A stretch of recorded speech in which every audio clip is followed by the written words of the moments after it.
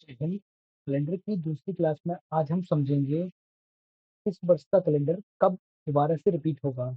एक साधारण वर्ष में और दिनों की संख्या एक होती है। लीप ईयर में और दिनों की संख्या दो होती है। जैसे हम उदाहरण के लिए लें, 2005 का कैलेंडर वापस से कब रिपीट करेगा। 2005 एक साधारण वर्ष है और 2005 में और दिनों की संख्या कितनी एक होगी। 2006 भी साधारण वर्ष है, उसमें भी और दिनों की संख्या एक होगी। 7 में भी और दिनों की संख्या एक होगी।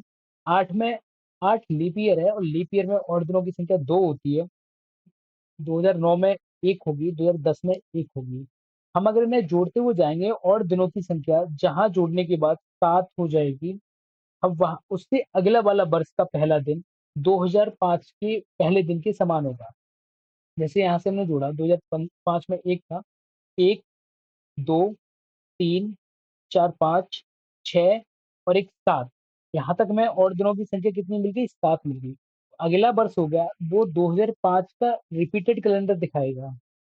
2005 का अब कितनी वर्ष बाद आया है, एक, दो, तीन, चार, पाँच, छः। 6 वर्ष बाद 2005 का कैलेंडर वापस से रिपीट करेगा।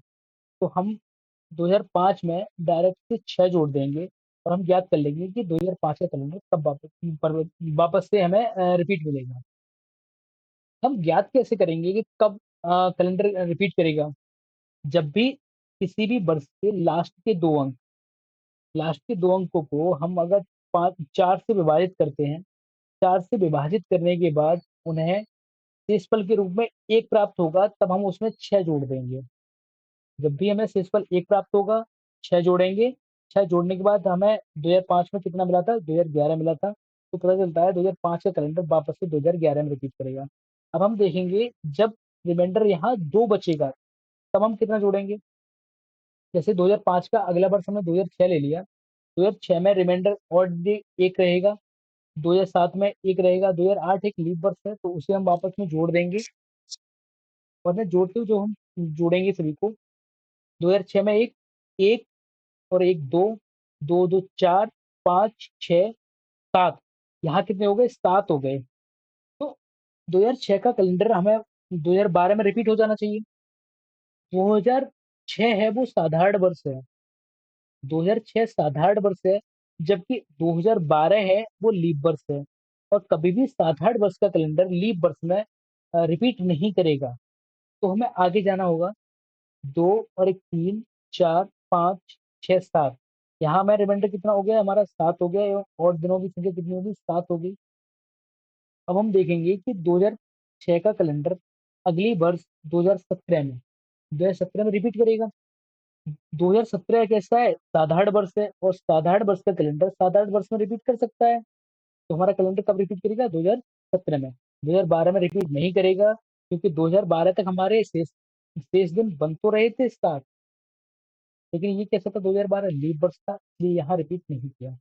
इतनी वर्ष बाद हमें मिला है, एक, दो, तीन, चार, पाँच, छः, सात, आठ, नौ, 10 और 11। कितनी वर्ष बाद मिला, 11। तो 2006 में जब हमने 11 जोड़ दिए तो ये 17 प्राप्त हुआ। यहाँ हम देखेंगे 2006 के अंतिम दो अंक कितने हैं, 0 और 6 हैं। तो हम इन्हें 4 से भाग करते हैं, 4 से भाग करने के बाद हमें शेषफल के रूप में कितना प्राप्त होता है, 2। जब भी शेषफल प्राप्त होगा 2, तो हम उसमें कितने जोड़ेंगे, तो हम जोड़ेंगे उसमें 11। आगे समझते हुए शेषफल 3 रहे तो 2007, 2007 में रिमाइंड 2007 में और दिन की संख्या एक रहेगी, 2008 में दो। इन्हें हम जोड़ते हुए आगे बढ़ेंगे, एक, दो, तीन, चार, पाँच, छः, सात, आठ। यहाँ रिमाइंडर 7 हो जाना चाहिए, लेकिन यहाँ तक हो कितना गया है, 8 हो गया है। तो हम 14 पे जाके रुकेंगे। 9, 10, 11, 12, 13 और एक 14। यहाँ तक अ, विषम दिन विषम दिनों की संख्या कितनी होगी, 14 हो गई। तो 2007 का कैलेंडर अगली बार 14 से आगे आगे जाके कितने, 2018 में रिपीट करेगा। 2018 में कितनी वर्ष बाद करेगा, एक, दो, तीन, चार, पाँच, छः, सात, आठ, नौ, 10, 11। कितनी वर्ष बाद, 11 वर्ष बाद। तो यहाँ भी हम 11 ही जोड़ देंगे। 2007 में जब हमने 11 जोड़ा, 18 प्राप्त हुआ। देखते कैसे, जैसे 2007 है, 2007 के अंतिम दो अंक कितने हैं, 0 और 7। 0 7 है, 4 से हमने भाग लगाया, 4 एकम 4 और यहाँ से बचे कितने 3। जब शेषफल 3 आएगा तो हम उसमें कितने जोड़ेंगे 11 जोड़ेंगे। अब हम समझते हैं लीप वर्ष। लीप वर्ष में लीप वर्ष का कैलेंडर वापस से कितनी वर्ष बाद रिपीट होता है। जैसे 2008 2008 एक कैसे आए लीप वर्ष। 2008 में और दिनों की संख्या कितनी है 2 है। जोड़ते हुए जाएंगे 2 और एक 3 4 5 6 7। यहाँ तक हमारे विषम दिनों की संख्या कितनी होगी 7। तो 2008 का कैलेंडर 2013 में रिपीट हो जाना चाहिए, लेकिन 2013 एक साधारण वर्ष है इसलिए यहाँ रिपीट नहीं करेगा। साधारण वर्ष का कैलेंडर साधारण वर्ष में और लीप वर्ष का कैलेंडर लीप वर्ष में रिपीट करता है।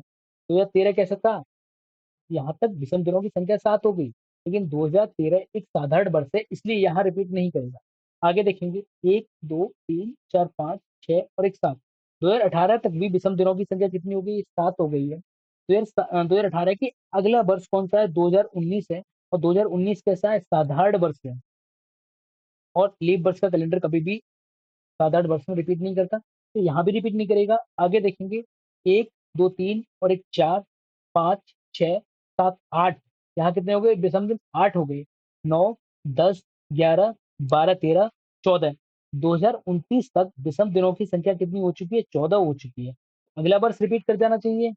ये 2030 रिपीट करना चाहिए, लेकिन 2030 भी कैसा है साधारण वर्ष है, और लीप वर्ष का कैलेंडर कभी भी साधारण वर्ष में रिपीट नहीं करता, इसलिए ये भी यहाँ भी रिपीट नहीं करेगा। आगे जाएंगे 1 2 3 4 5 6 और एक 7। 2035 तक विषम दिनों की संख्या कितनी हो चुकी है 7 हो चुकी है। तो अगले वर्ष में कैलेंडर रिपीट कर देना चाहिए। अगला वर्ष कौन सा है 2036 है, और 2036 कैसा है लीप वर्ष है, और लीप वर्ष का कैलेंडर लीप वर्ष में रिपीट करता है। तो 2008 का कैलेंडर 2036 में रिपीट कर जाएगा। ठीक है, हम देखेंगे कितने वर्षों बाद हमें ये प्राप्त हुआ है 2036।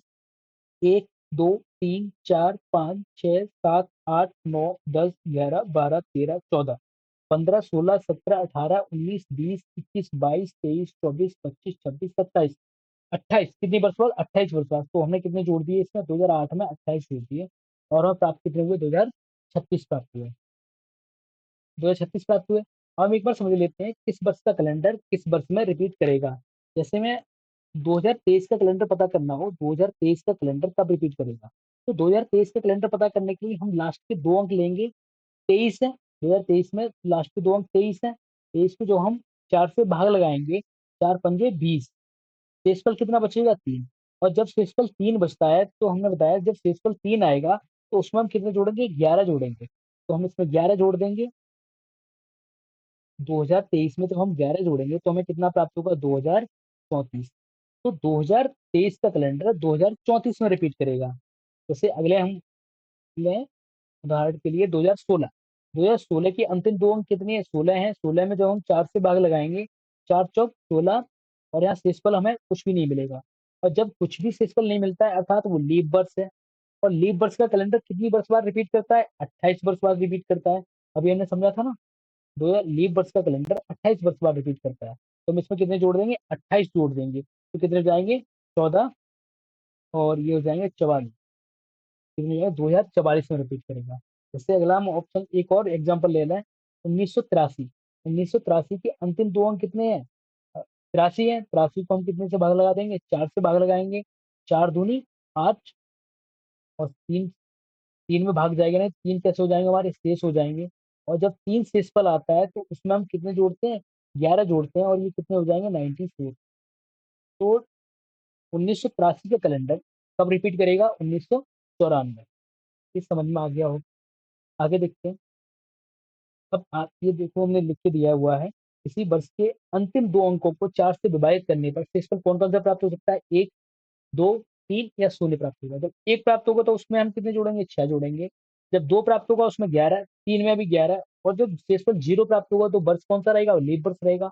और लीप वर्ष में हम कितने जोड़ देते हैं 28। आगे समझते हैं। आगे हम देखेंगे किसी महीने का प्रथम दिन जो है उसी महीने का वही दिन किस महीने में रिपीट करेगा। एक ही साल होना चाहिए। इसके लिए क्या करेंगे हम जितने भी अतिरिक्त दिन रहते हैं अतिरिक्त दिनों को या विषम दिनों को हम जोड़ते हुए जाएंगे। जहां उनकी संख्या 7 हो जाएगी या 14 हो जाएगी या 21 हो जाएगी या 28 हो जाएगी, उससे अगले वाला जो महीना रहेगा उस महीने का प्रथम दिन और जिस महीने से हमने शुरुआत की है उस महीने का प्रथम दिन समान होगा। जैसे हम जनवरी को देखते हैं, जनवरी में अतिरिक्त जनवरी में दिन कितने होते हैं? 31 होते हैं। 31 को जो हम 4 से विभाजित करते हैं, 4 से विभाजित करने के बाद 4 से विभाजित करने के बाद हमें कितने मिलता है? शेषफल 3 मिलता है, तो मैंने 3 लिखा है। विषम दिन कितने? 3 लिखे हैं। फरवरी में 28 दिन होते हैं, 28 का 0। मार्च में 31 दिन, तो उसका शेषफल कितना आ जाएगा? 3 आ जाएगा, विषम दिनों की संख्या 3 होगी। अप्रैल में 29 दिन होते और 30 दिन होते हैं। 30 में जब हम 7 से भाग लगाएंगे तो कितने मिलेंगे हमें? शेषफल 2 मिलेगा। मई में 3, जून में 2। इसी तरह से हमने सबके दिन लिख लिए। अब हम जनवरी से स्टार्ट करेंगे। जनवरी में 3, फरवरी का 0, फिर 3, 3 और 3 6, 6 और 2 8, 8 और 3 11, 11 और 2 13, 13 और 3 16, 16 और 3 19, 19 और 2 21। यहाँ तक जनवरी से यहाँ तक आने पे हमें कितना प्राप्त हुआ? 21 प्राप्त हुआ। अगला महीना जो रहेगा वही जनवरी का रिपीट करेगा यहाँ पहला दिन। तो यहाँ जनवरी का कब रिपीट करेगा? अक्टूबर में। अब आगे समझेंगे हम दूसरे के लिए। दूसरे को समझते हैं अब हम। फरवरी को देखते हैं हम। फरवरी को देखेंगे। फरवरी फरवरी में कितना? 0 है। 0 यहाँ भी मिल जाएगा, तो फरवरी का कितना हो जाएगा? फरवरी और मार्च का कैलेंडर आपस में रिपीट कर जाएंगे। फरवरी का कैलेंडर मार्च में रिपीट करेगा। मार्च से आगे बढ़ेंगे हम। मार्च में कितने? 3 2 5, 5 और 3 8, 8 और 2 10 और 3 13, 13 और 3 16, 16 और 2 18, 18 और 3 21। यहाँ तक कितने प्राप्त हो जा रहे हैं हमें? 21 प्राप्त हो जा रहे हैं। तो मार्च के आगे जो भी आएगा महीना वो आपस में रिपीट करेंगे, तो यहाँ नवंबर हो जाएगा। ऐसे ही हम बाकी और भी निकाल सकते हैं। लीप वर्ष के लिए भी सेम रहता है। ऐसे ही जोड़ते हुए जाएंगे हम। जहां भी हमें 7 मिल जाएगा, 14 मिल जाएगा या 21 मिल जाएगा, उसका अगला महीना रहेगा, पहला दिन दोनों का सेम हो जाएगा। आगे अब हम समझेंगे शताब्दी का अंतिम दिन कौन सा हो सकता है और शताब्दी का प्रथम दिन कौन सा हो सकता है। जैसे हमने बताया था, 0 से लेके 100 वर्ष तक विषम दिन कितने आते हैं? 5 आते हैं। और पांचवा दिन कितना कौन सा रहता है? शुक्रवार रहता है। अंतिम दिन कौन सा होगा? शुक्रवार होगा।